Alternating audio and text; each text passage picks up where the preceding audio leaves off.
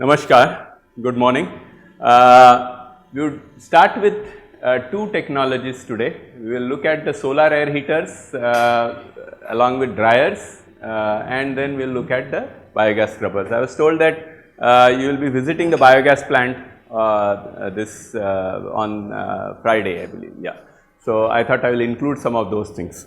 Only otherwise most of the things which are listed here are basically things which we have completed. The various technologies that are in progress have not been described here. Before I start, I would like to get some idea about what your background is, so that accordingly I can tune my presentation. So, if you could briefly tell me where you are from, what sort of projects you are working on, so that I can then stress or unstress the sections.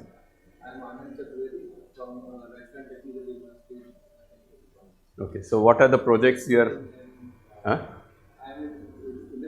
Industrial engineering. Okay. Scheduling. Yes, please.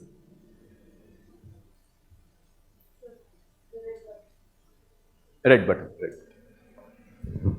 Good morning. Good. I am B.S. Chawla from GC Bilaspur. My area is mechanical engineering. Okay. Working in metal cutting, operations research. Okay. These are the areas. Okay. Good morning, sir. Good morning. I am Kamal Patel from Civil Engineering Department. I basically work on structural health monitoring and finite element simulations. Okay, thank you. Good morning, sir. I am Utsav Malviya. I am from this department and I am working on the embedded systems. Thank you. Morning, sir. I am Nishtha Singh. I am from Nalanda College of Engineering. My MTech was from Material Science, but in the college I am taking the Manufacturing Sciences. Good morning, sir. I am Saurabh from Nalanda Engineering College. I am from Civil Engineering Department. I have worked on earthquake geotechnical engineering. Good morning, sir. Myself Keshav Kumar from Nalanda College of Engineering Chandi. I am working on climate change impact on hydrometeorological parameters. Good morning, sir. My name is Raman Chaudhary from Nalanda Engineering College, Computer Science Department. I am working on wireless sensor network.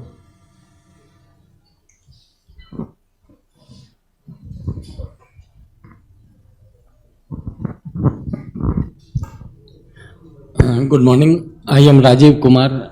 I from Nalanda College of Engineering in Computer Science Department. Presently, I am working in wireless sensor network. Good morning, sir. Myself, Dr. Wasim Kumar Basumudare. I am from Assam Engineering College. I am working as a assistant professor in the Department of Chemical Engineering, and my area is zeolite composite membrane for the treatment of wastewater. Thank you, sir. Treatment of wastewater. Okay, yeah. Wastewater. We will have some technologies on wastewater vaporization and all those things. Maybe that might be of some interest to you. Yes. I am Nishit Yadav from Nalanda College of Engineering. I am in Department of Mechanical Engineering and my research work is on hydrodynamic stability. Hydrodynamic stability. Okay. Good morning, sir. I am Ashish Kumar Kesarwani. I am a faculty in Mathematics Department. Currently, I am working on sample derivations. Okay. In mathematics. Thank you.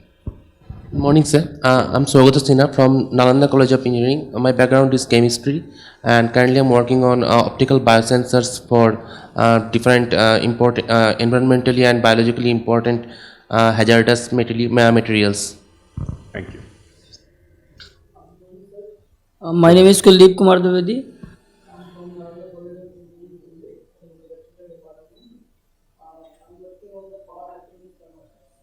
Thank you.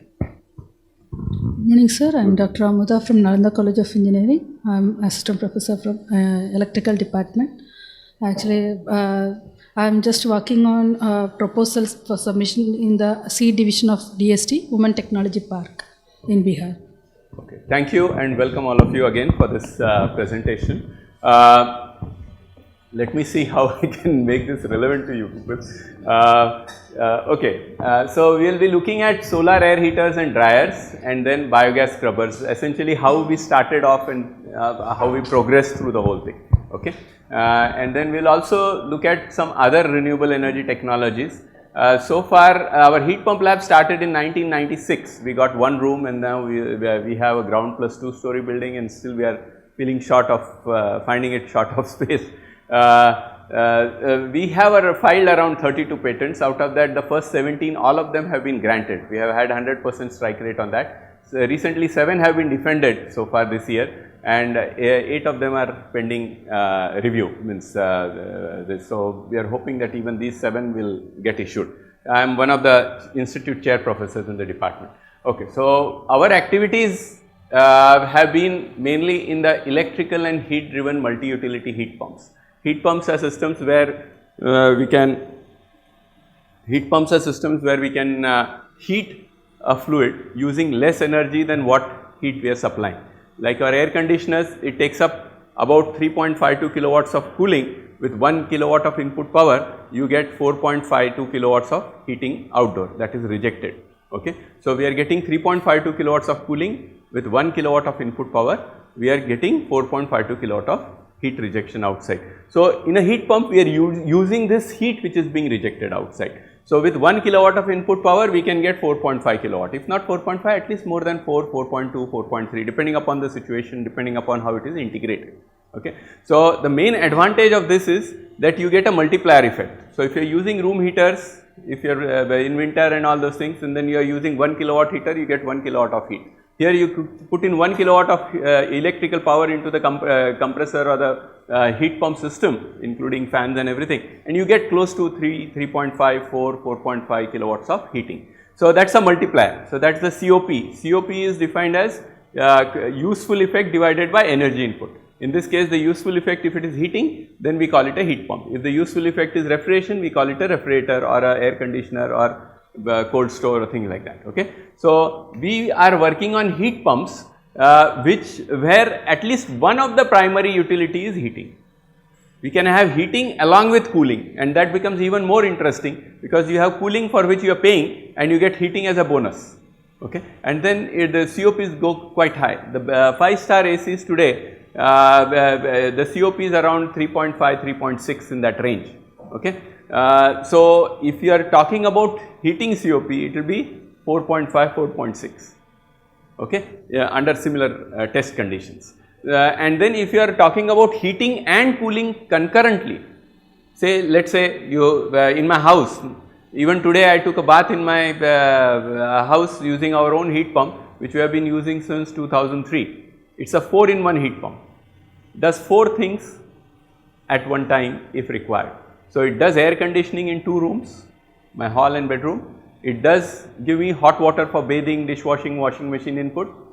Okay. So, that is the second utility. It gives me chilled water as and when I want it for making sarbat or something like that in this, and it dries my clothes at night. So, even in monsoon, when drying clothes is a problem in places like Bombay and all, we have crisp dry clothes right in the morning, because we have used our heat pump for dehumidifying the bedroom at night, and during that intermittent on-off cycle, it dries your clothes outside. Okay. So, it dries our clothes, it gives me hot water for bathing, dishwashing, washing machine input, so that the washing machine heater does not go on. Okay. So, there is a lot of them. So, this is one example of a multi-utility heat pump. We will show you some examples where we have given even 6 utilities and flexibly so. So, we will see that also. So, that can be used for canteens and all those things.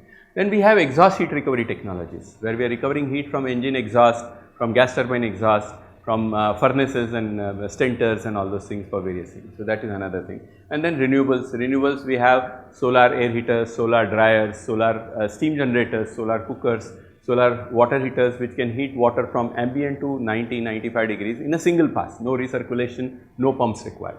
You have an overhead tank, you open the tap, it goes through the collector, you get hot water at 90-95 degrees if you want it for process or something like that. If you want steam, you can cook indoors using the steam coming out from this. Okay. So, there are various possibilities of that. So, we will discuss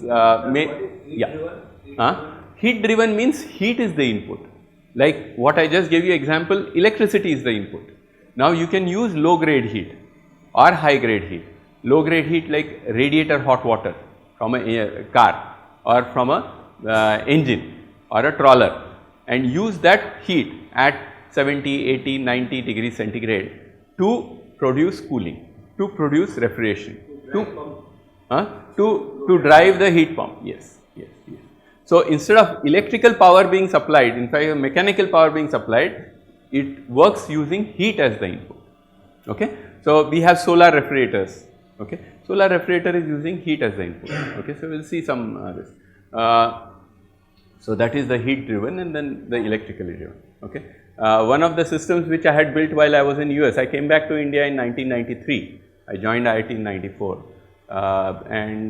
One of the heat pumps that I developed while I was in US after my PhD, I worked in a company called Energy Concepts Company in Annapolis, Maryland, where one system that we developed was a 10 to 15 ton flake ice maker using radiator hot water at 70 to 75 degrees centigrade.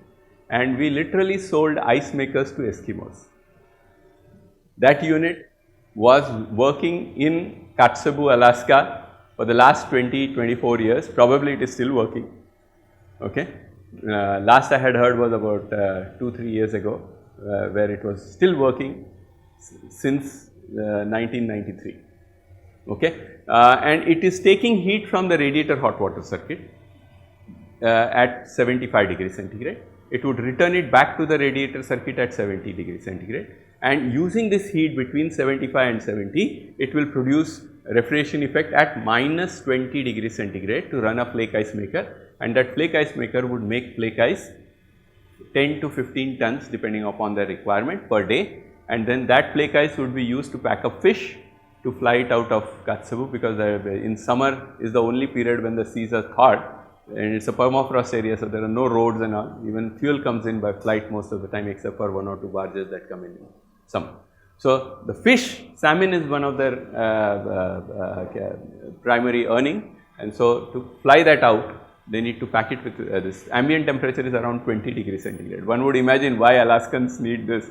In fact, I was trying to convince them that they can store the cooling effect in winter and then use it, but somehow they wanted a simpler this. They said that the ice is contaminated and lots of reasons they gave us. So we said fine. Then we wanted to give them something based on engine exhaust, because that is at a much higher temperature.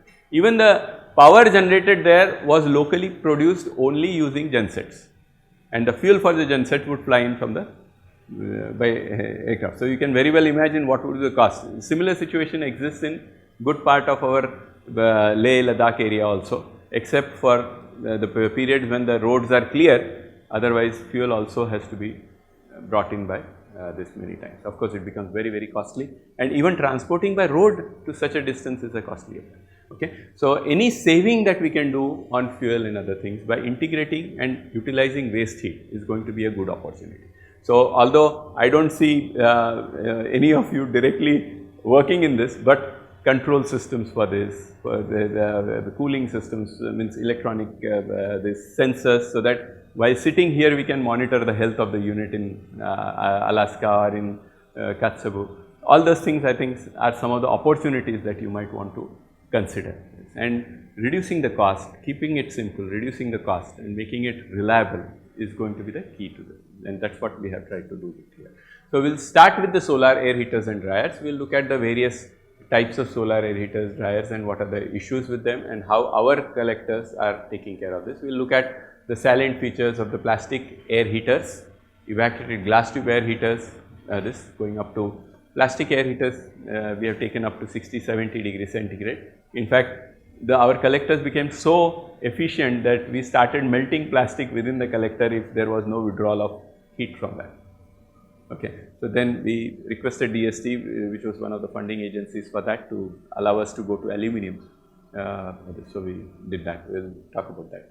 Then applications of the air heaters, we will look at the various applications for this, and then applications for tube heat exchangers is another thing. Then case studies for agro-produced drying, ginger, tomato, amla, naga chilies, etc. And then salient features of the renewable technologies that are like solar steam generators, built-in solar storage, heat pumps, exhaust heat recovery, and many other technologies. So coming to the first technology, these are the collectors which we have developed, and they were deployed at that time on my terrace top. And this is the air heater. the features of this is, in a once through air heating, it can heat ambient air from 25 to 75 degrees.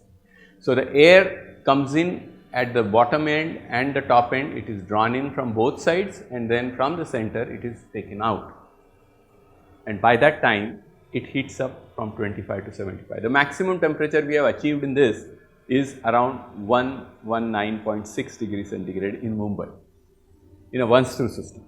Okay. And in fact, that collector is also there. I will show you. It was just 4 feet wide, and the air was coming in from this side and from this side and going in. So, within 2 feet we are able to heat up the air from ambient temperature of around 30 degrees or so, 32 degrees, all the way up to 119.6 degrees centigrade at the maximum temperature. Okay. So, we tested the collectors in different orientation, how they will perform. In this case, the air is being drawn in from here and exhausted from here. In this, it is coming in from here and exhausted from here. They are very light in weight. So, that is the main advantage of these collectors. They are very light in weight, and because they are light in weight, they can be integrated into existing roof structure. You can just go ahead and place it on your existing roof and continue benefiting from the hot air that you recover from that. Similarly, we have also developed solar steam generators. See, cooking typically requires, we can cook at 100 degrees. If you are doing open pan cooking, it is going to be at 100 degrees. If you are doing pressurized cooking like in a pressure vessel, typically it is at 2 bars, 120 degrees centigrade, because of the weight that we keep on the thing. The pressure inside is around 1 bar in addition to the atmosphere. So, it is 2 bar inside. 2 bar water boils at 120 degrees centigrade. So, the pressure we require is 2 bar steam at 120. So, here we had developed technology in this particular case for generating steam for cooking also. Okay. So, you can have overhead tank mounted here that can feed in, and then you can get the steam in your kitchen. So, the cook does not have to go outside, you can cook inside the house. Okay. But then the issue that we faced here was that one does not cook throughout the day. You might want to cook something in the morning for breakfast, you might want to cook something in the afternoon during the lunch period, and then in the evening or the night for dinner. Okay. So, there is a need to store the heat. Okay. So, that led us to the next technology, I will show you that, but let me cover the features of this. So, that the unit is light in weight. Okay. So, they can be easily deployed within the roof structure. Air heaters with efficiency of 50 to 80%. Standard air heaters, if you look at in the literature, you will find it at around 40% even for 60 to a 20-30 degree rise in temperature. So, 30 degrees to the 50 degrees, 30 degrees to 60 degrees, the efficiency will already be at around 40% or so. Here we have got even 80% efficiency at 75% this on a good sunny day with incoming radiation at around 1000 watt per meter square Kelvin. Okay. And in places like Leh, Ladakh, it will be even higher. Okay. Because there the radiation level, because of clear sky and higher altitudes, low moisture in the air goes as high as 1200 watt per meter square Kelvin. So, there the temperatures can be even higher. Okay. So, and this efficiency is based on the global radiation, not based on the beam radiation. So, it collects all the diffused and this everything together. So, even on a rainy day like this, we do get about 15-20 degree rise in temperature from this collector. Otherwise, most of the collectors will not do anything for you in such cloudy diffuse radiation based environment. Of course, the heat collected will also be less because the incoming radiation itself might be somewhere around 300-400 watt per meter square Kelvin. Okay. So, the efficiency based on that of 50% or so will be appropriately smaller, but at least you can get some of this to continue the thing. Then steam generator efficiency is going from 40 to 60%. Okay. Again based on global, because it is collecting the entire radiation, not just the diffused but the entire radiation, and the cost is very low. So, that is the main advantage here. The cost per meter square of collector area is low. The reason for the cost being low is because the material used is less. So, that reflects in the weight being low. Instead of glass, we have used plastic polycarbonate cover sheets, and instead of using solid polycarbonate cover sheets, we have used multi-wall thin wall cover sheets, because glass, if you take, you will at least need 3 mm thickness, and even 3 mm thickness glass of about 2.1 meter by 1 meter is going to be prone to breakage. Okay. While here the plastic sheet is far more resilient, where normally it will and not get damaged even after 10-15 years. The transmittance of this is guaranteed by the company for 10 years, okay, not to drop below 10% of its original transmittance. Okay. So, the performance can be assured for a longer duration of time, easily 10 years, and if you want you can of this plastic. Polycarbonate melting point I think is somewhere around 160, 170 if I am not mistaken. Yeah. And earlier we were using polypropylene inside, or maybe it is the softening point, and melting point is maybe 120, 200 or so. Okay. But we were using polypropylene earlier, which melts at 130, but softens at around 90 degrees. So, we found that we had some problems in this. Okay, because when our collectors are going up to 119 degrees centigrade, and so this. So, I think polycarbonate softens at I think around 135 or 140 degrees centigrade or 160, and it melts at about 200. So, we do not have any issue with that. Okay. So, then the next technology that we developed was, because somebody saw this, we were using it, we had deployed it for Bill and Melinda Gates Foundation's your sewage treatment plant for enhancing the microbial activity by maintaining temperature of about 50-55 degrees centigrade in the digester, okay, underground digester. So, we were supplying steam for that. That was continuous. Whenever sun is there, they could get steam and so on and so forth. But then somebody saw that and said, can we get it for cooking? So, then we realized that cooking, the same thing cannot go, we will have to store the heat, so that as and when they want, they should be in a position to recover it. So, that is how what we did. We integrated the storage within the collector itself. Now, when we looked at storage, typically what people do is they have the collector, they generate, capture the heat, and then they have to transfer it to a storage Then they will need a pump, they will need insulated lines, they will need a storage vessel and thing like that. Again, there will be insulation required and so on and so forth, and then again from there to deliver it to the user point, another mechanism to deliver it. Okay. So, we thought that something simpler has to be there in order to make it economically attractive and also user friendly. So, we decided to integrate in this patented technology, the collector tubes have the storage media in it. So, you do not have to circulate anything. As the sun's radiation shines on this right from the morning, as the sun rises, it starts collecting the heat, it starts storing the heat, the temperature of the media inside this starts rising, and the maximum temperatures we have noticed here in Mumbai are around 245 degrees centigrade inside.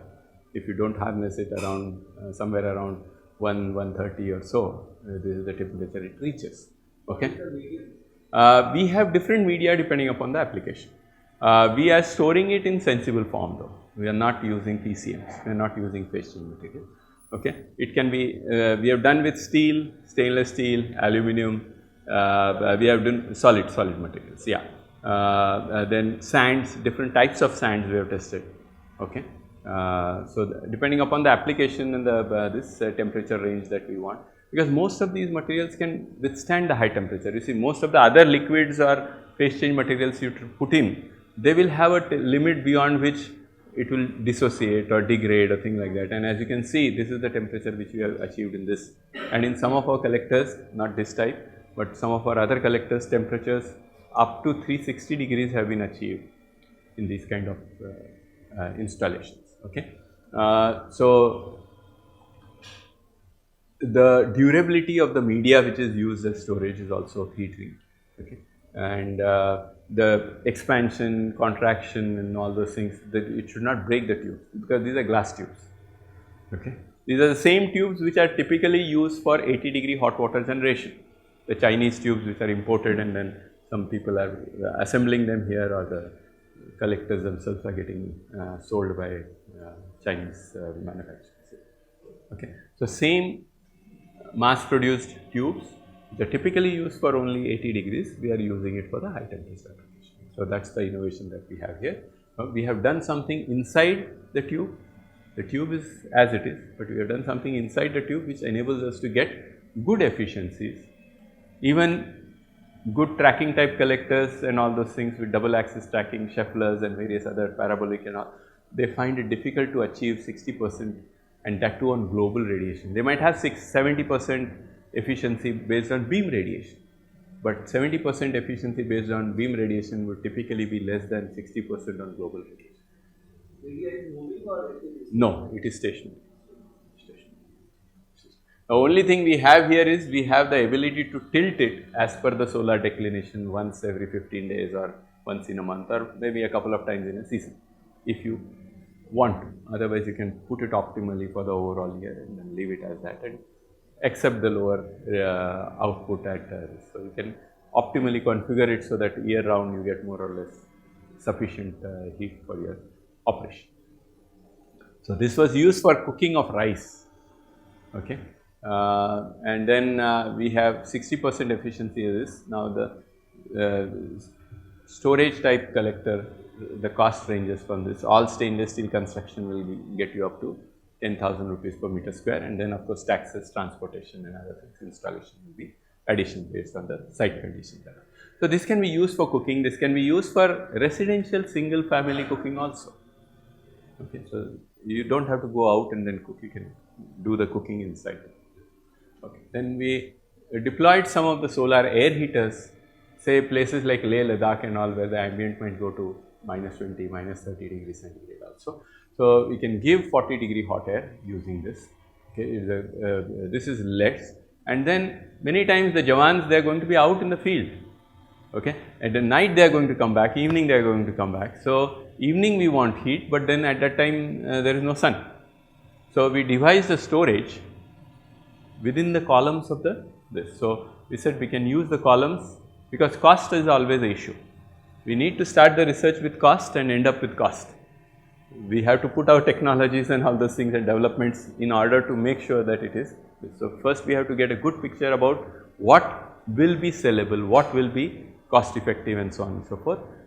Gather all the information about the various technologies that are available, and then identify what are the shortcomings of those technologies and what needs to be done in order to bring it to a usable condition. And then you do all those things using your technical expertise and all those things, manufacturing expertise or this. And then once the product is this, then you have to again check up whether it is still cost effective, still maintenance friendly, still easy to deploy and so on and so forth, and durable and all those things, and reliable. Most important is reliable. Your system may be very high efficient, highly efficient and all those things, but if it is not reliable, then many times it will not be accepted in the service. So, reliability has to be this. Some of these things which are deployed on our roof have been there for almost 4 or 5 years now. Okay. They just put them up and we continuously, and this operates with the solar. We do not have any electrical connection. Whenever the sun shines, it shines on this so that the hot air is available, and at that time this panels also give me electricity. Are they able to collect the heat sufficient for cooking of 4 this is not for cooking, this is for space heating, room heating. This is for 4 or 5, yes. 2 panels, 1 panel like this should be enough for 4 or 5 people cooking alone. Okay. But then for rice cooking, dal cooking and all, and twice a day, maybe 2 panels would be adequate for that. Okay. So, these are again efficiencies. Now, 1 meter square of the PV panel, 1 meter square of the PV panel is adequate to collect heat from around 20 to 30 meter square of the collector area. So, that was important because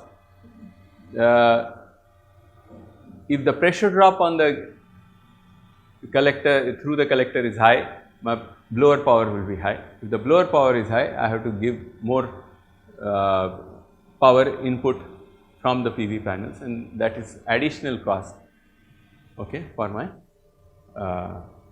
air heating system. Okay. So, we developed the technology where the pressure drop in this is as low as 1.6 to 5 mm only of water column. So, that reduces the power required. The other thing which reduces the power required is the ability of our collectors to go through large temperature changes in a single pass. Large temperature changes means less mass flow rate, mCp dt is equal to Q. So, if delta T is high, our mass flow rate will be less for the same heat delivery, heat recovery and so on and so forth. So, if my mass flow rate is less, my volume flow rate is less, my volume flow rate is less, my pressure drops are less, my pressure drops are less, my power consumption is less.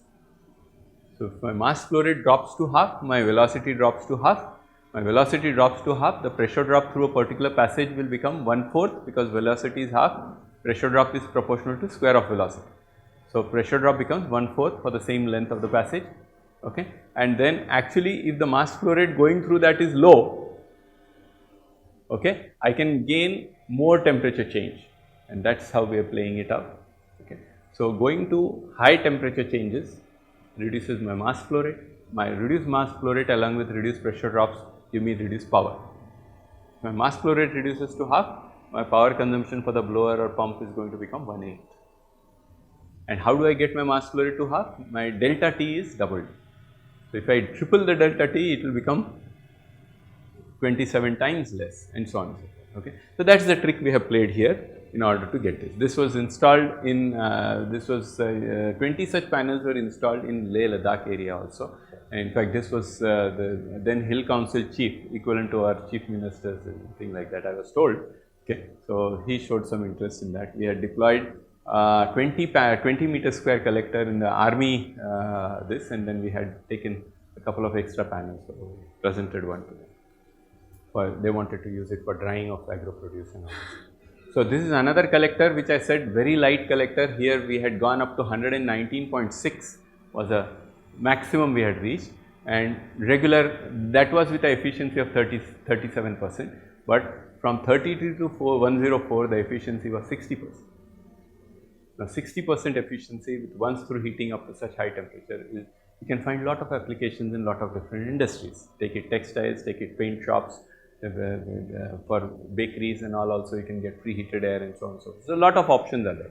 And the best part is the pressure drop being less. Now, in this case, as you can see, if you closely observe, these are based on circular tubes, and the air is coming in from here and drawn into the central header here. Air is coming in from here and drawn into the central header.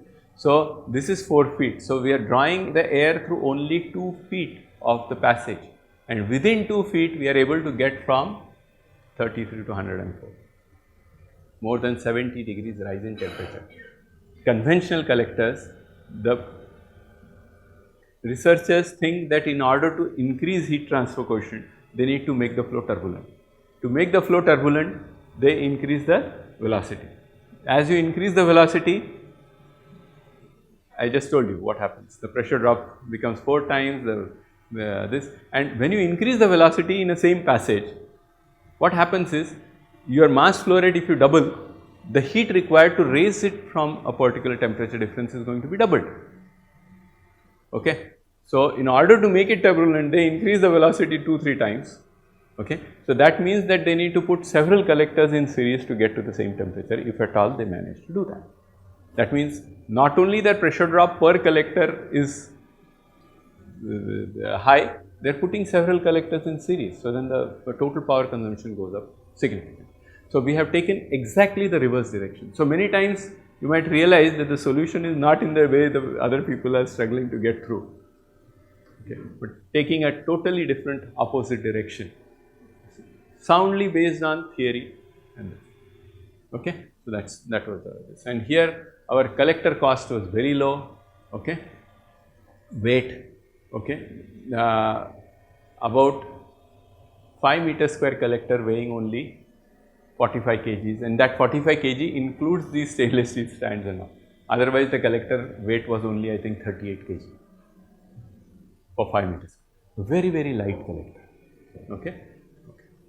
And that can be used for drying, and this can become the roof of your shed, your house, or your this goshala, or whatever, farm shed, or this. So, it can give you shadow, it can serve as a roof, and also give you the hot air or hot utility which you are desiring, okay, in this case. As I said, aluminum tubes inside, we do not expect it to give any problem for 10-15 years. The top cover, it is guaranteed for 10 years by the manufacturer.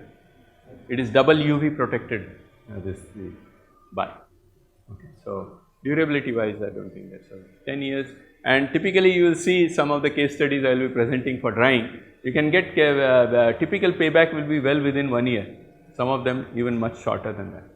One solar year, that is say about 240 days of working or something. So then this is another technology. This was for low temperature. Now we are talking about a higher temperature application. Many times, please sit down and drink. Please sit down and drink. You should never drink water while standing. It reduces your mental capacities and gives you joint pain. I request you all to remember this. Never, if somebody is having knee pain and all those things or joint pain, no amount of medication is going to cure you. First, stop drinking water while standing. बैठ के पिए. Okay, thank you.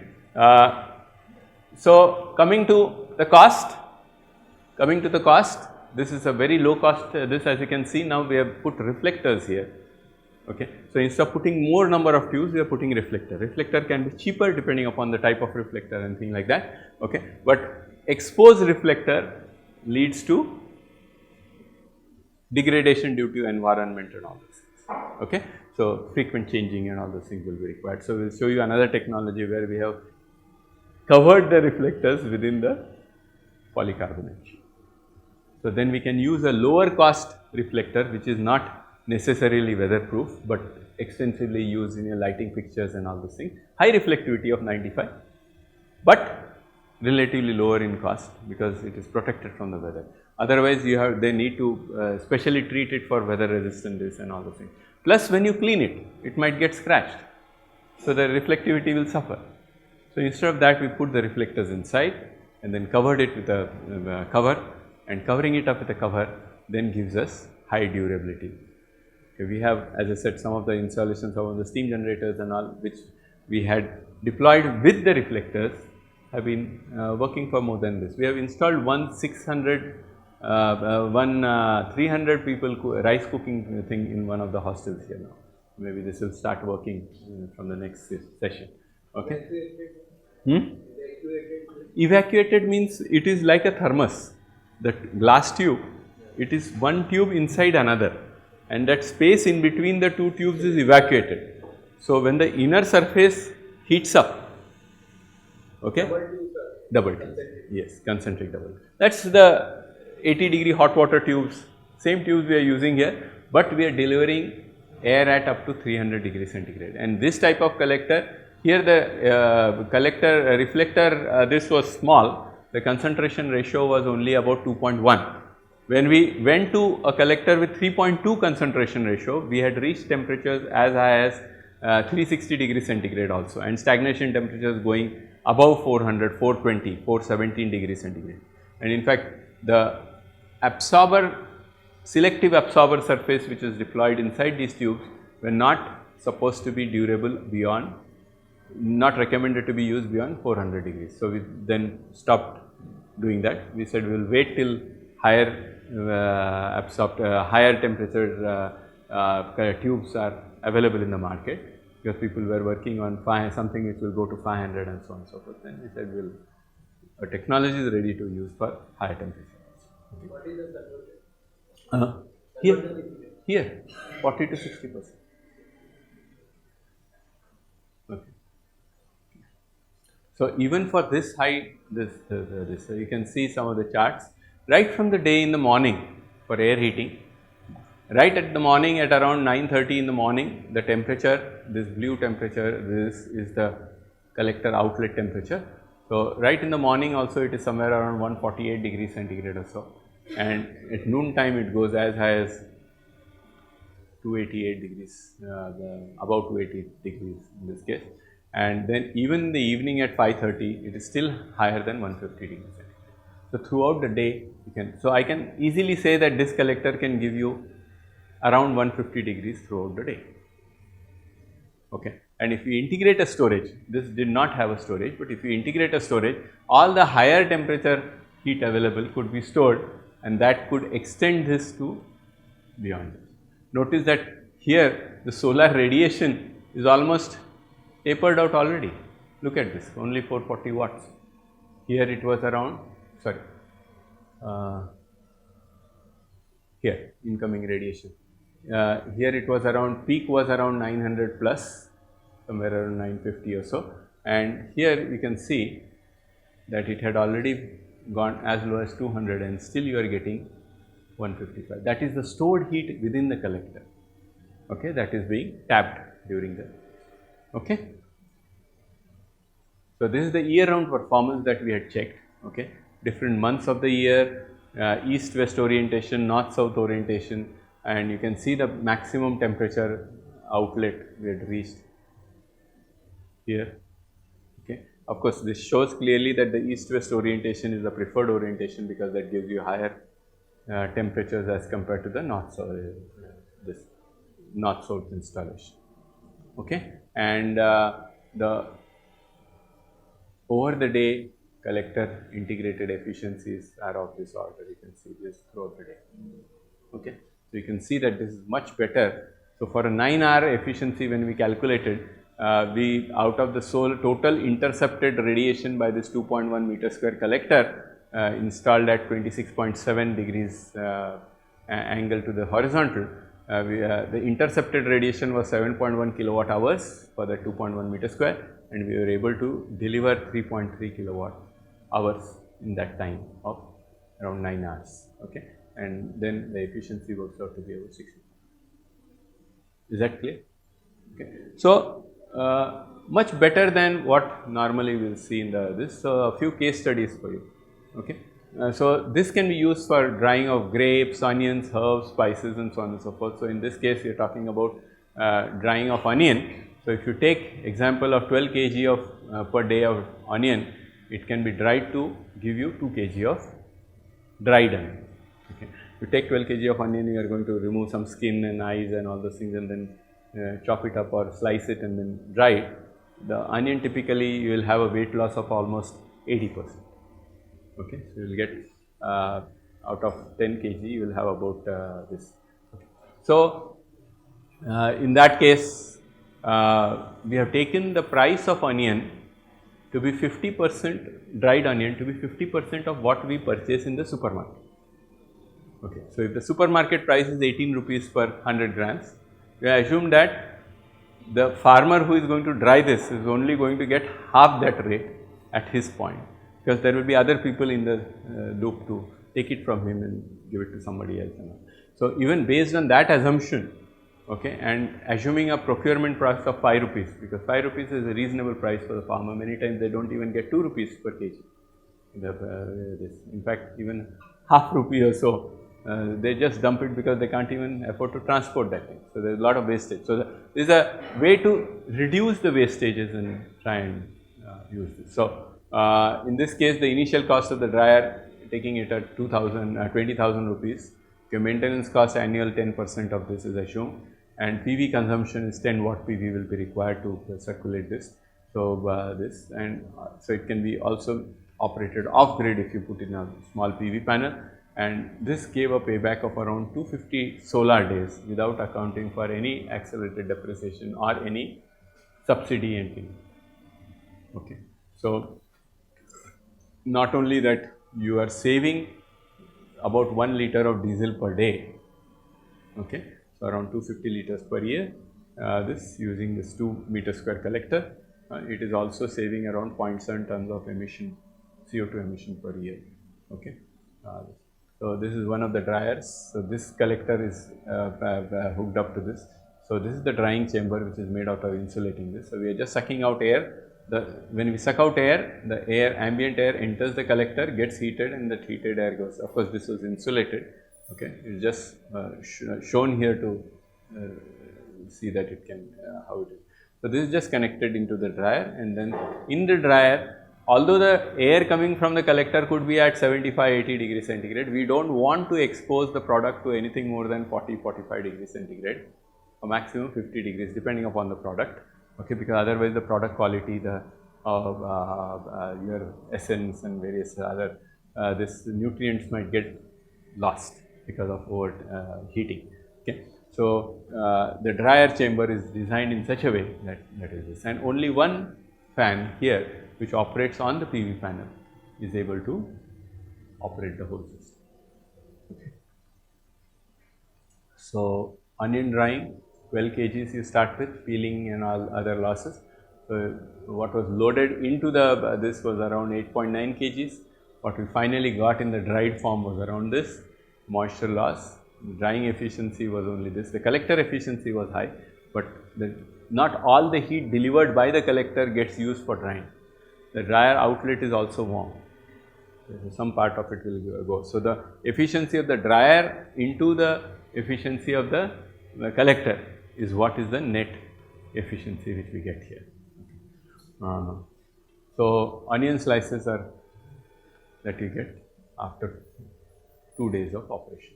So this is how we loaded it. This was the inside view, and then after drying, this was open sun dried. You can see the color change, and this was the one retaining the color better than the open sun dried. Okay, and of course the flavor and texture was also much better. Now we also did chiku drying. So for chiku drying, again 10 kg of chiku, peeled chiku.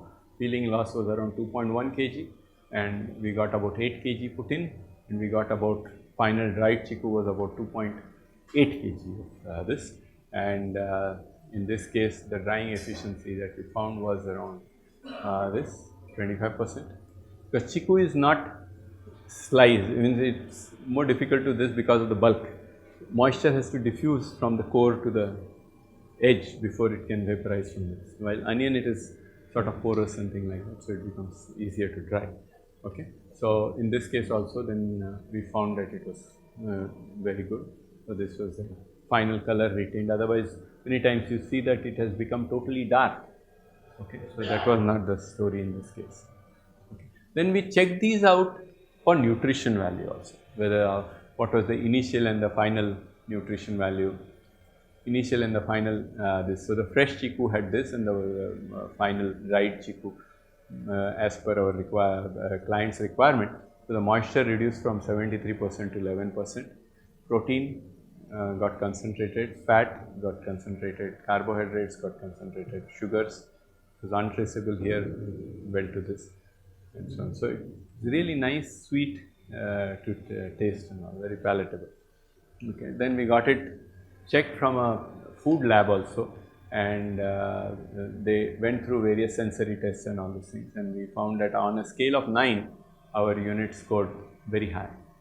Okay, so that was on color, odor, taste, flavor, texture, overall acceptability, and so on and so forth. Okay. So this is the results for that. So in conclusion, we can say that the collectors, there are many types of air heaters that we have developed. Air collectors using aluminum as the extrusion. It's a simple one, can be deployed in rural setting even if there is no electricity available, and it's a once through heater taking up to even higher than 100-degree temperature at the outlet. Efficiencies can be quite high. Okay. For this 80% efficiency for these low temperature dryers is quite common in our case. We had given it for tea drying, and they reported 82% drying efficiency at 80 plus degrees centigrade temperature in Guwahati. Okay. Then low temperature, low pressure drop, only maximum is 5 mm of water column. Okay, so the blower power is also very less, and then the cost per kilowatt heat delivered is also very, very less. Okay. So as you can see, this is much cheaper than the electricity that you buy. So the impact is that you have 100% saving because of the solar input, and this can be deployed for tea drying, industrial air heating, process drying. This can be used for space heating, low temperature. This can be used for liquid desiccant regeneration. For this, it can be used for desalination, effluent concentration, solvent vaporization. And this was funded through DST supported project. Okay. We also tried it for tomato drying and all those things, and then when we looked at the tomato drying, in this case the tomato flakes cost was this much, and let's go to the economics. So economics here was just much better than the low value product economics. In this case the payback was within 139 days, solar days of course. Okay. Then we have also integrated a cold store cum dryer through another Nagaland project. So, the cold store, you might be aware that operations are usually quite difficult to make it economically sustainable because of the unavailability of reliable supply of electricity throughout the 24 hours. You might need to have backup gensets and so on and so forth to take care of the electrical outages, and that is typically generated using gensets and diesel powered gensets. The diesel consumption cost is quite high, and so the electricity that you get from gensets is almost 2 to 3 times higher than the grid electricity typically available. Okay. So, the economics becomes very difficult to sustain. So, we thought that we will put in some storage within the unit itself. So, we do not, even if in this particular case, because it was in Nagaland, they said our power is coming from hydroelectric this, and we normally do not have outages more than a couple of hours. So, we designed it for 4 hours of storage. So, even if 4 hours there is no electricity available from the grid, the temperatures inside will be maintained. That was the philosophy. Other thing, this storage can obviously be increased to even 12 hours or even 16 hours or more if required. Okay. And these are also serving as the evaporator coils. How many of you have seen a cold store inside? So, old ones, you might have seen those bunker coils and all those things inside. So, these can serve like a bunker coil, but this has storage within it. It has ice being formed within the aluminum pipes here. Okay. And whenever the compressor is on, whenever electricity is on and the room temperature is not adequate, the compressor goes on. The compressor cools the room as well as the water inside and freezes it and keeps it ready. Now, these we have done for above zero application, the typical fresh potatoes or other fruits and vegetables which are not supposed to be cooled below zero for that application. There can be other phase change material put in there to get to even minus 23, minus 40 degrees if required. Okay. But this was deployed therefore, this you can see here the temperature in the cold room is maintained at 6 degrees in this particular case. Okay. And the heat from that is used for drying. So, just as I said, the heat pump, it is doing cooling.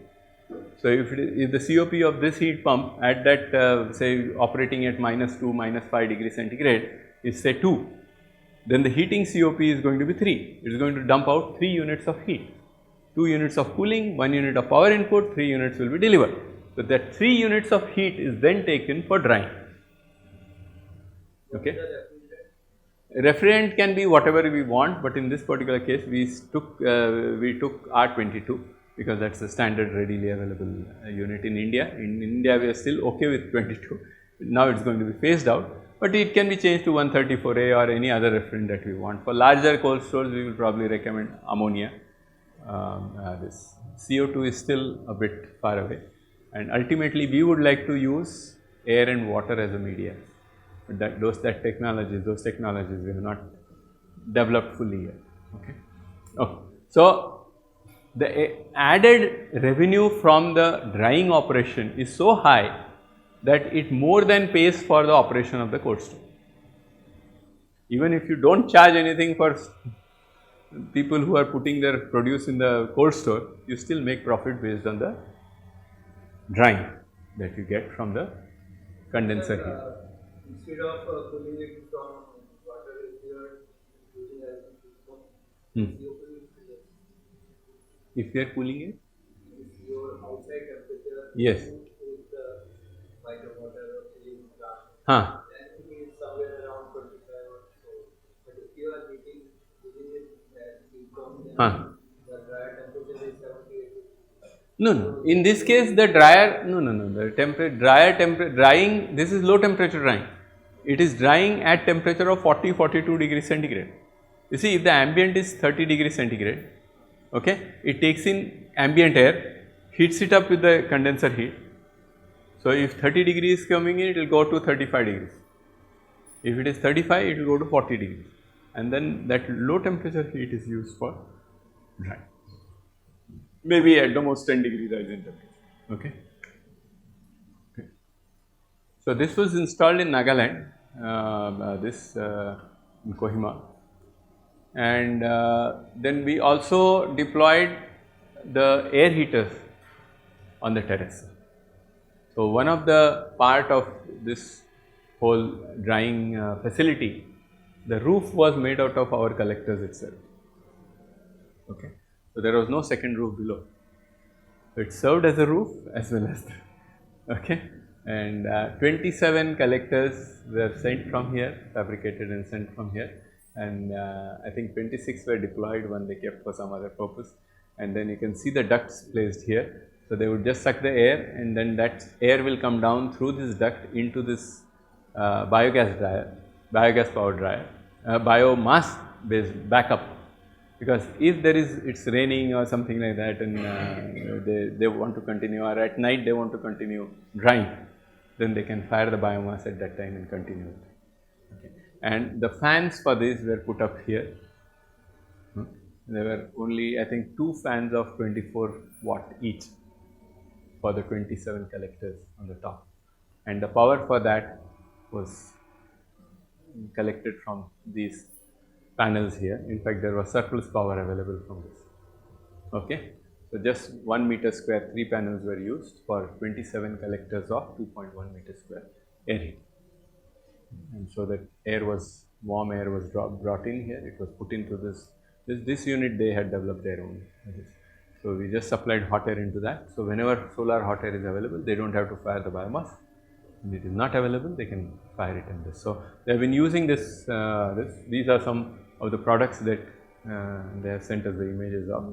So, large cardamom dried using our solar air heaters, then naga chilies, this is a very high value product, very hot, then bamboo shoots, then ginger slices, ginger candy, okay, and some economics for these things. So, drying of ginger using multi-utility heat pump, that is cold store cum dryer, we see that the payback is around 187 days, okay, very fast payback.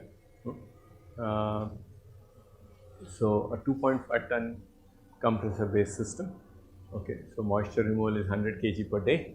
The initial investment, additional investment is 5 lakh.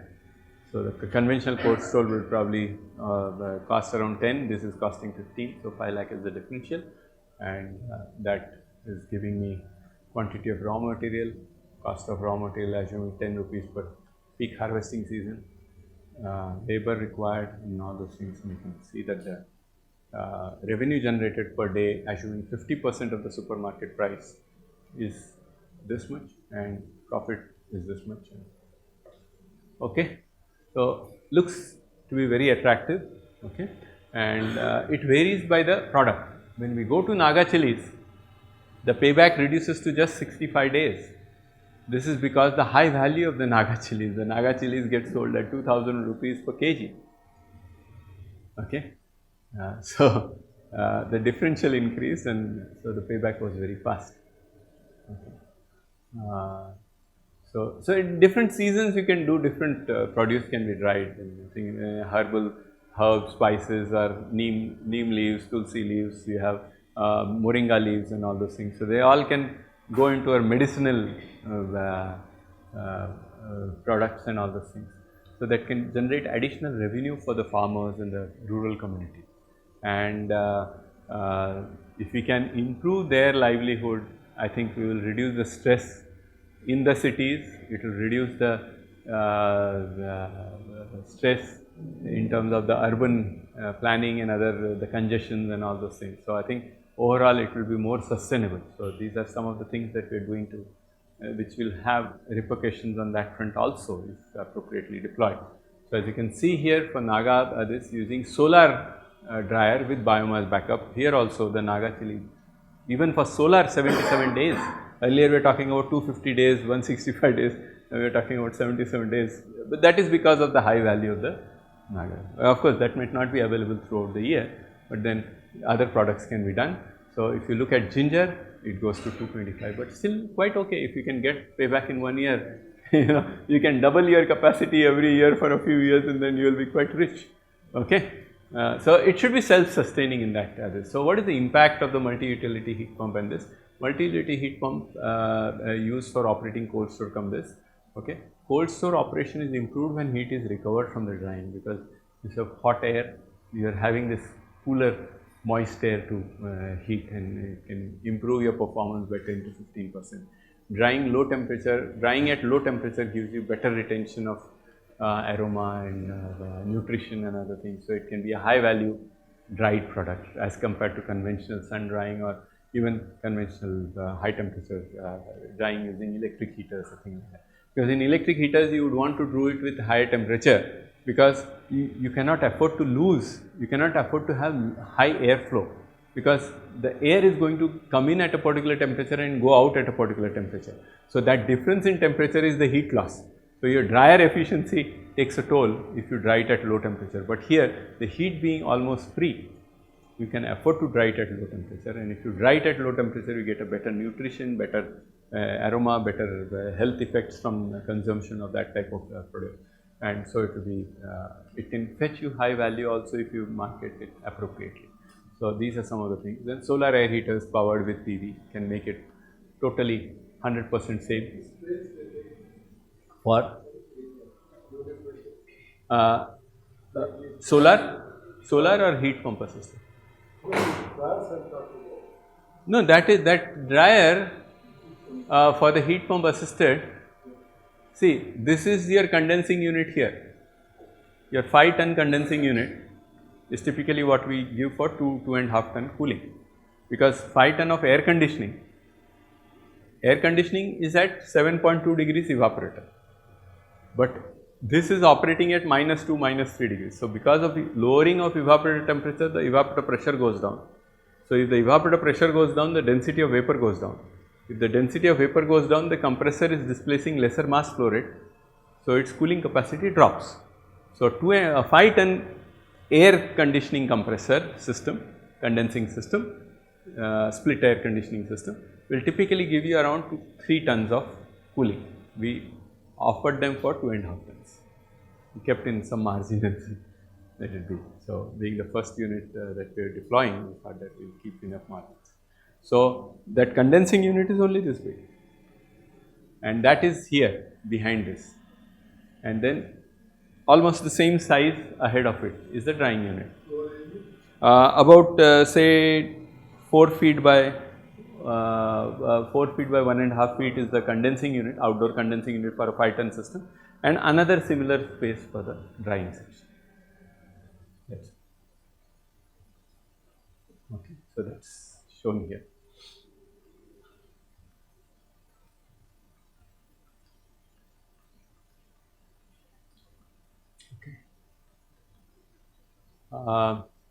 So this gives you 100% this freedom from auxiliary power requirement and so on and so forth. And then we have high, yes please. The air coming out of after drying up the yes. Huh. It will be of having high humidity. Yes, that is left out. No, but it will be having yes. high humidity. Yes. Yes. Yes. So can't it be produced for dropping out the water? We didn't do that in this case, okay, because that was not the objective. In Nagaland, water was available in plenty. We have other type of dryers in the lab where the same air is recirculated. We are not leaving it out. So the same air is cooled. So that is a heat pump assisted dryer. There is no cooling in that. We take the same air and cool it and condense out the moisture to produce water. So we give you water and dried product. That we have in the lab. I don't think I have included it here. Many of these things we still in the process of patenting, so we have not filed the patent, so we have not put it away. Many such things. Okay. Okay. Good. Okay. So yeah, we have those type also. Already fabricated. Already this. In fact, they have dried. There we are drying this at temperatures below ambient. In this case, we are taking ambient air, heating it up by 5-10 degrees and then using it for drying. There it is a closed loop. So, so initially it will be at room temperature, then we cool the air, remove the moisture, then pass it over the product. While it is going over the product, it is also heated using the condenser. So, in this case if we control the amount of heat that we are dumping out, we can operate it. If we don't control anything, then it will operate at a higher than ambient temperature, so that the whole body will be warm and it will lose, because we are continuously putting in power. That power we are putting in has to get out in the form of heat somewhere. Okay. So, the whole dryer will heat up to maybe 40, 45, 50 degrees centigrade, and then it will lose out all the heat from the walls of it. Okay. That is one way we do not control. If we put a small fan and exhaust some of the hot air, then this temperature comes down. And if we exhaust more, because compressor outlet, the referent temperature is, depending upon what referent you use, it can be anywhere from 70, 80, 100 degrees centigrade. So, even if ambient is 45 degrees centigrade, we can still dump out heat easily. Okay. So, if we dump out heat, and if we dump out more heat than the power that we are putting in, then my whole system will operate at a lower than ambient temperature, where heat seeps in through the enclosure. And in that case, I can do drying at lower than ambient temperature. So, even if my ambient is 30-35 degrees, I can do it at a temperature say maybe 20 degrees, 25 degrees. We can get even better quality product. But please be aware that if your drying temperatures are low, the mass transfer is less, the heat transfer and the moisture carrying capacity of the air is less. So, you will have to increase the air flow rate, and there will be secondary repercussions on that. And the drying time is usually lower at lower temperature. So, if you are ready for that, if the value addition is worth it, we can offer you dryers which can operate at below ambient also. That is with the closed loop dryer. And the product, what we are drying product, what is the lifetime, that will depend on vary from product to product. Okay. I have eaten chiku which we dried even after 2 years. The dried chiku even after 2 years. Because we are keeping at the temperature, low temperature we are using. So, we can like some kind of microorganism we go after. No. Before it is this, you see, you are going to take it and package it. See, after drying, you will put it in a this plastic and seal it. Okay. No, you don't keep it in a bottle or this, because then again immediately it will take up. So, you take it up. Now, I had not done vacuum sealing of the product which I ate after 2 years. It was just in a polythene bag, normal Ziploc polyethylene bag. Now, normal Ziploc polyethylene bag is not moisture proof. Only it is not as free as keeping it in a glass bottle in this thing. But you have Ziploc bags which are vacuum sealed. Okay. Vacuum sealable. Even the material of the bag is different. It's not the normal ordinary one which we normally use. There are special vacuum sealing bags are available, which are used when we buy kurkure or this or that. They have some metallic layer also, because normal plastic will have some porosity, although however small it is. But that metallized this or thing like that, or thicker gauge of that, this extends the durability. But it will vary from product to product. So, I do not think I am qualified to give you a precise answer on that. Okay. Okay. But I have eaten the chiku which we have dried after 2 years also from what we have this, and it was tasty. Color browned a bit after keeping it, although it was kept inside the cupboard. Inside the bag, still the color changed after 2 years. Okay. What I showed you initially, but after 2 years it was much darker. Okay. I might still have some samples in my room after almost 4 years now. I have not eaten them yet, but this, yeah, anyway. So, biomass based systems for backup, so that you can do drying without having to worry about electricity and things like that. So, most of our work has been on energy conservation and things like that, and our major motivation for that has been to reduce the life cycle cost and make it environment friendly. And in order to do that, first you have to reduce the demand for utilities. You reduce the requirement for cooling, you reduce the requirement for heating, you reduce the requirement for electricity or something. So, first we do that, reduce the demand for utilities, and then cater to the demand using the efficient systems to reduce the operating cost and reduce the life cycle cost. And they also generally give you good environmental benefits. Okay. I think we have another 15 minutes. So, if you have any questions, you can let me know. What I will do is, I will quickly go on to various technologies. I won't get into the depth. Okay. Originally, this was supposed to be only for solar drying, but now I would also like to show you some other technologies and then a few more slides on biogas, because you will be visiting the biogas plant. So, I would like to show you a little bit more. So, this is one of the other patents that we have. This is a wire fin technology. This has been granted in India as well as in 3 European countries. We have the patent. Okay. So, this is a very easy to make unit. So, we can assemble this. It gives me flexibility. I can design it and accordingly we can integrate the system. This we are using it for lot of different applications. Okay. And in this case, you can see one fluid going inside, another one here, third one outside, fourth one here, and then another set here. So, a single heat exchanger can exchange heat with many fluids concurrently. Normally, we have only 2 fluids exchanging heat with each other. In some of them, we have 3. But here we can go to even 4, 5, 6. This is quite normal for us. These are modular, so no upper or lower limit for this. These are flexible inserts, so easy to put in and things like that. And high heat transfer coefficients because of thin wire. Boundary layer breaking and all those things in the flow gives you good heat transfer. High heat and mass transfer coefficients are obtained using this inserts. The material construction you can choose, the wire material can be different, the spring material can be different, the tube material can be different. So, the tube can be compatible. So, typically the heat exchange surface area is very large and so on and so forth because it gets fouled, and the genset exhaust heat recovery steam generators are typically larger than the size of the genset itself, and ours is the size of the muffler of that engine. This is an insulated heat exchanger for a 1000 kVA genset exhaust. This is the muffler, and we have put our unit on the parallel line to that. So, either it goes through the muffler and up, or it goes through our unit and then out. And the pressure drop in our heat exchanger was less than the pressure drop in the muffler. So, there is no net back pressure on the engine, no problem with that. Okay. Then we have, so this is for dry and clean exhaust, that is the gas turbine is very clean exhaust. A diesel engine is very dirty and sticky in nature, the exhaust, so very highly fouling.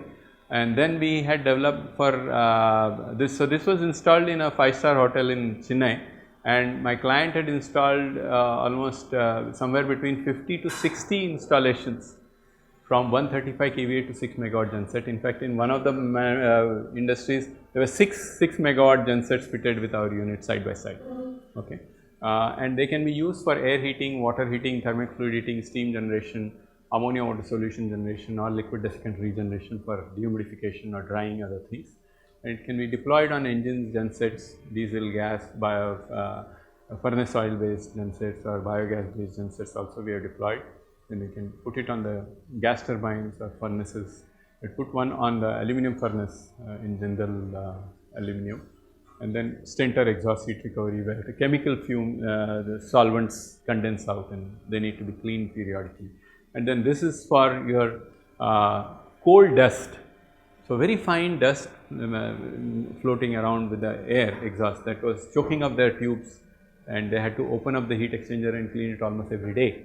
And in this case, the chief engineer wrote us saying that we have not opened the heat exchanger for more than 3 months.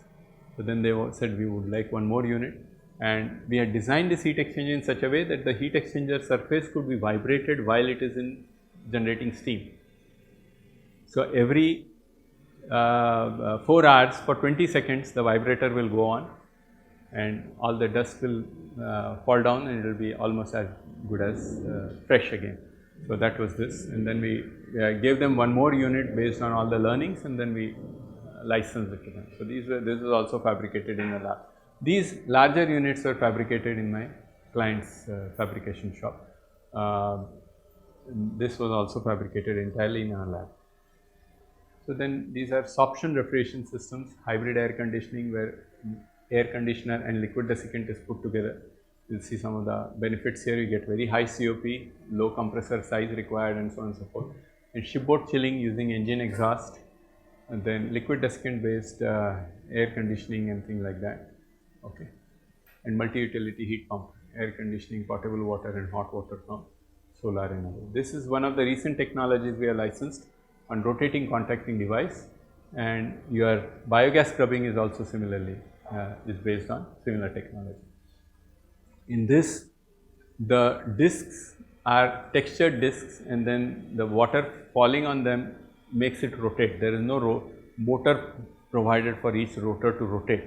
So, the water from the sump is taken up using the submersible pump, and then that irrigates the water on this, and then that water flow turns the rotors, okay, and that ensures that all the discs are properly irrigated and wetted, the entire surface is properly wet, and then the fan sucks out the air through this and gives you the evaporation of air, the water, wastewater, using the availability in the air. If the air is 100% RH, then no evaporation will take place, but if the air is not saturated with this, then it will try to get to saturation and it will cool the water in this. So, it can be used for various applications, including, this is like a desert cooler in some sense, a very compact desert cooler.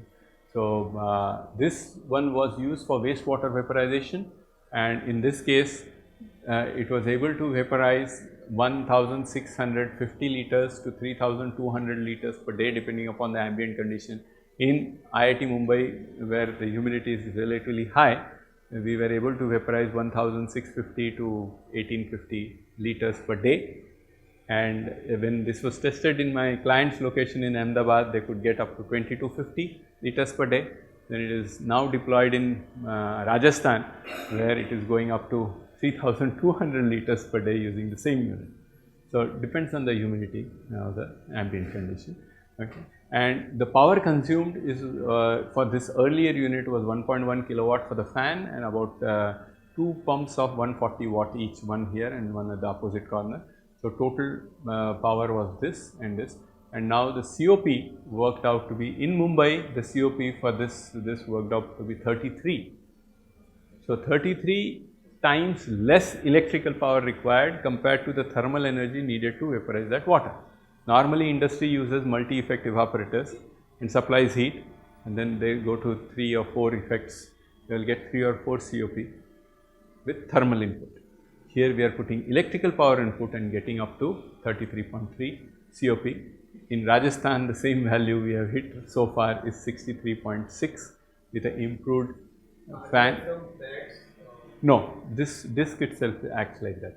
So, you will see this in the biogas scrubber when you go. Not this unit, but similar unit. That is being used for biogas scrubbing. Okay. Now, we have also deployed this for salt pans. There, the sea water is vaporized into the air using this. So, you can vaporize more water and you can get more salt in the same area. So, there up to 10 times more water can be vaporized and you can get this. And there the COPs which we have reached is 135 to 177. There is no fan there. Ambient air passes through that. So, only we have to pay for the pump. Okay. Anyway, and the noise is also less. We have recently deployed a 200-ton cooling tower based on this. It's undergoing testing now. I think I'll start wrapping up. I'll just cover this biogas thing in another 2-3 minutes and then stop. So, this is a rotating contacting device based modular biogas scrubber. Again, this is one of the funded projects by Tata Center. So, conventional biogas, pressure swing type, membrane type, organic, cryogenic, this scrubbing and things like that. They're complex, costly, require high skill this. Instead of that, conventional pack towers will be used with water. They're typically operated under pressure. They need a special compressor and all those things. Our flash chamber to reduce the flashing losses. So, in our case, we are using, so the power consumption in typical this is high. Okay. In our case, 0.5 to 1 kilowatt hour per normal meter cube, and our technology is using the wet surface of the rotating disc to get this thing. Okay. So, the payback that our power consumption is going to be 0.22 kilowatt hours for this, almost 5 times to 10 times lower than the 3 to 5 times lower than the conventional. The cost per this is also much lower than the conventional. This is almost 40% of the conventional system, and 150-day payback is what is expected from this. So this is the technology. So these are the things. So this is what you will see there. We 27 to 30 rotors put in. The gas comes in from here and goes up, and the water flows down from here. And that's how it comes in. Every stage, it's the water flowing down itself rotates the rotor. So the rotor dips into the water and is all wet. And when the gas goes over the wet surface, it gets scrubbed. So it can be used. So, and then it is regenerated outside. So this is another system, and you will see at the biogas plant, the new one, we have gone from 62% to 82% is the best we have got so far. Okay, this, and we are shooting, trying to get to something like about 90% or so ultimately after removing water. This still has water in it. So we put a dryer after that, so the water will get out. So out of the balance, a lot of it is water.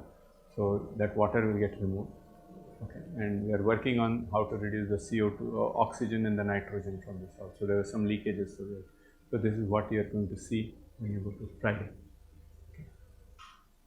So it's simple, versatile, scalable. Okay, we have modules of 3 meter cube per hour, 12 meter cube per hour, 48 meter cube per hour. Okay, and we have plans to go up to even 900 meter cube per hour for large, very large distillery scale units. Low carrier of moisture, droplets, high mass transfer quotient. Energy consumption is, as I said, 0.5 to 1 meter kilowatt hour. This is 0.1 to 0.2. It's almost 4-5 times or 10 times lower depending upon where we want. And material of construction can be plastics in this. Cost is low. You can have. So this is the technology I was talking about. So there are a lot of details are there here. So whatever we spoke, the details of all those things are already present in this for slide by slide. So I won't go into the details here. This is for the dairy 60-ton ammonia based system. The payback was 6 months, heating water from 30 to 60, 800 liters of hot water produced per day. This was commissioned within half a day stopover. This unit I told you 11 years, 15 years actually now. Sorry, operated for 11 years. I'm sorry, not 15, 11 years of uninterrupted service. And payback, we promised 6 months, they got it in 2.86 months. After 1 year of performance, we published this result in International Congress of Refrigeration. So this was saving around 81 liters of diesel oil per day, and 10 lakh rupees per year was the saving. The cost, installed cost was only 2 lakh rupees. This was a 270-ton ammonia refrigeration system based de-superheater, all stainless steel, 70,000 liters being generated from 30 to 70 in a single pass. Again, payback of less than 6 months. This was the first McDonald unit put up in this. So this was having 12 to 15.6% saving in energy as well as free hot water. Anyway, so I think these are various types of heat pumps, water to water heat pump for 1.5 ton. This is the Mahindra's first unit. Then the subsequent units, 36 kilowatt with 12 kilowatt input, and you get 24 kilowatt of air conditioning, or if you want chilled water, if you tap chilled water, that much will be less on this side. You had flexibility of taking it. This water to water, this was one such system was installed in Club Mahindra Goa, or is installed in Club Mahindra Goa. 15 kilowatt input power, 55 kilowatt of hot water from 27 to 60, and you also have concurrent chilled water. Lot of applications. This is the McDonald unit. All details are here. This is the multi-utility NTPC unit. All the details, calculations are here. I think the presentation will be available to you. So I think I'll stop. Thank you very much. So these are some liquid desiccant based technology. These are radiant cooling panels. There is one installed in my house. The heat pump, one panel like this in my dining area, one in my bedroom, in my office. This is the radiant condenser for the water cooler. This we have already described at Nagaland. And this is the rotating based diabetic condenser which was used in this one, McDonald case.